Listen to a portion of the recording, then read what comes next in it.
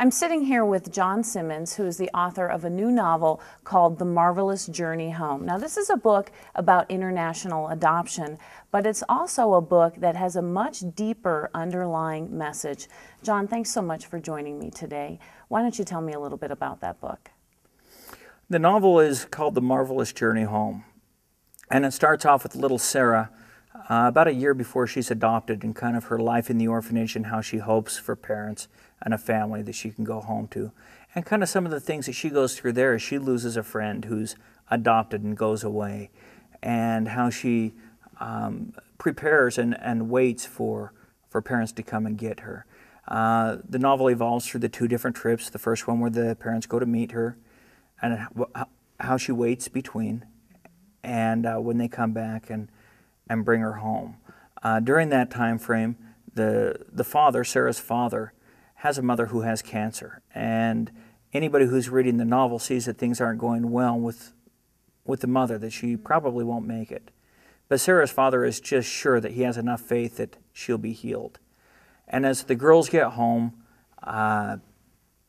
everybody's safe and sound, but eventually the grandmother dies. And the book, in the end, tries to tie it all together and say that it's like going home. It's death and going away from this earth is like a child leaving the orphanage and going home.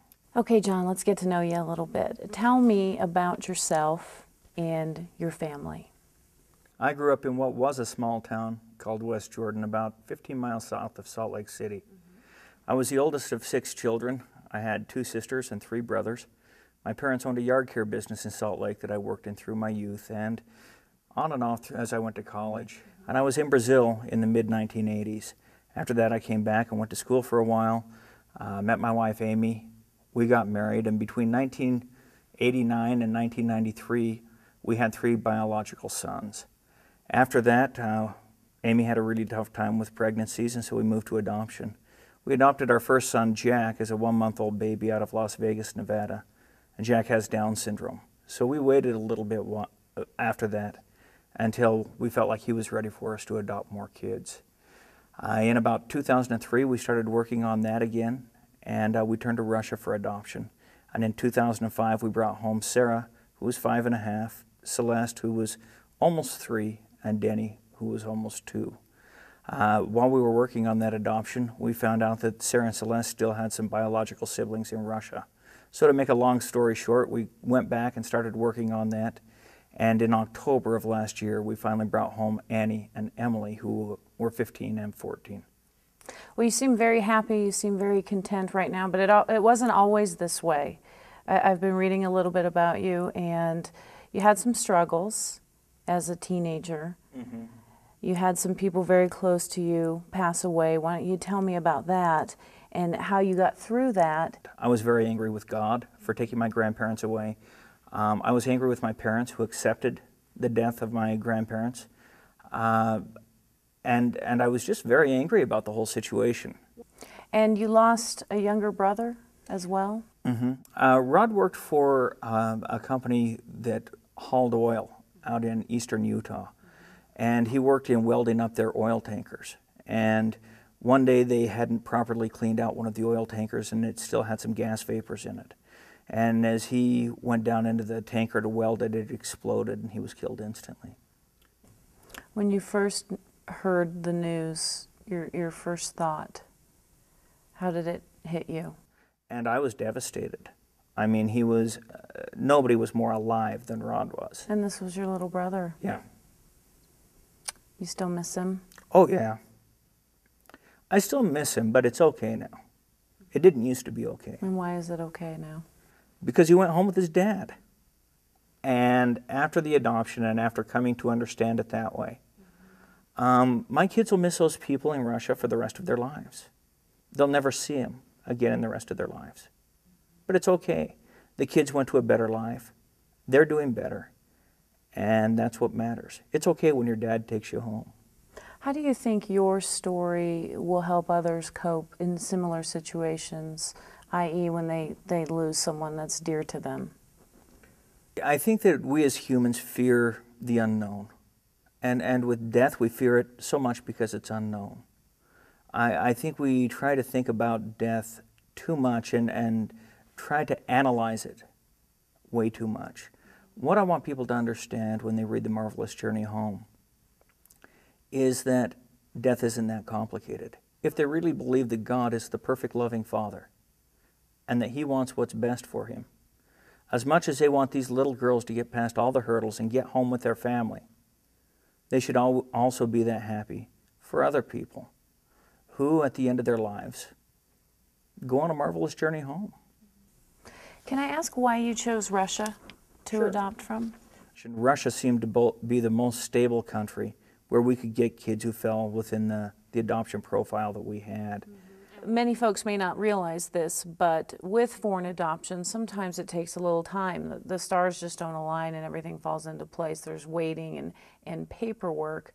So you could not bring Sarah home right away. You had to wait and you had to go back. So you had to, in a sense, get her to trust you when you said, we'll be back to get you, which isn't easy for an orphan. One of the things that they do is they make you go over and meet the children. And, you know, you go home, you leave this child here. Our first one was 2 months. Our second one was 4 months. We have heard of people being over a year before they could go back and get them. And these children are, it just really tears them up. Why should they trust? And 2 years to a child is an eternity. A year, they don't even remember people they met a year ago. And so Amy thought, well, it's mid-February, mid-April. It'll be spring when we come back. And so she was kind of trying to buy some time, you know, just helping Sarah to understand that it would be the springtime. And she told Sarah, when the snow goes away and the flowers come up, we'll come back to get you. But she waited for those flowers.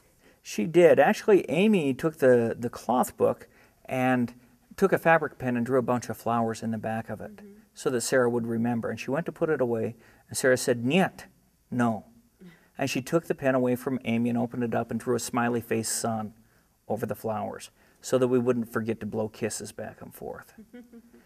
As we returned to Russia on the second trip to bring the girls home, we got to the orphanage and the director said, "Man, am I glad to see you guys.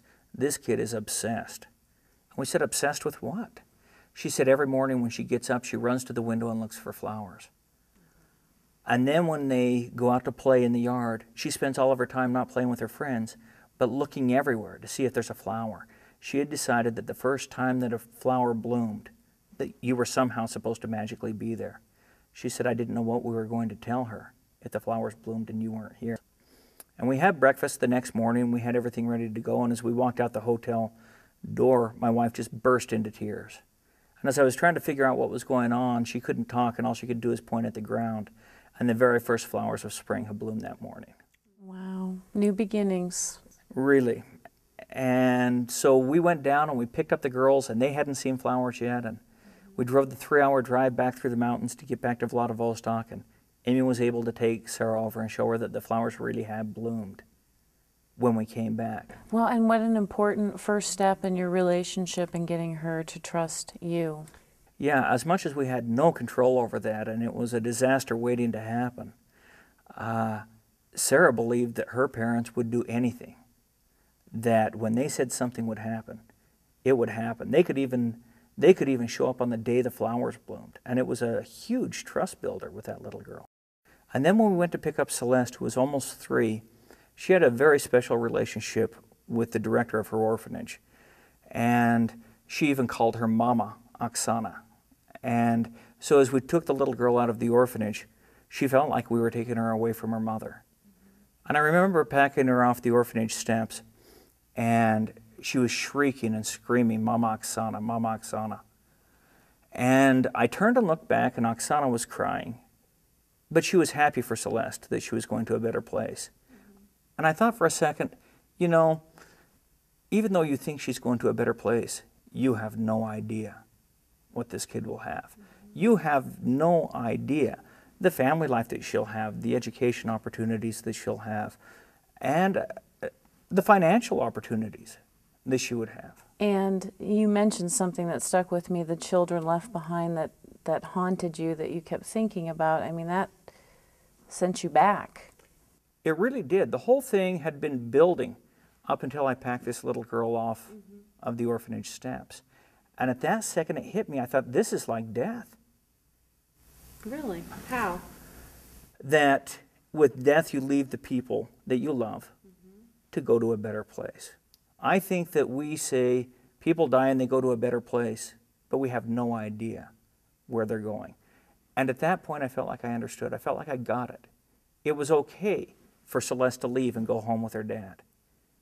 And I felt like I needed to be okay as people left this life and, in a sense, went home with a spiritual dad. The last line of the book says, she sat there with her father feeling like she'd witnessed a miracle because Sarah Katerina understood far better than most the strength of a father's love and the marvelous journey that begins when he takes his child home to a better place.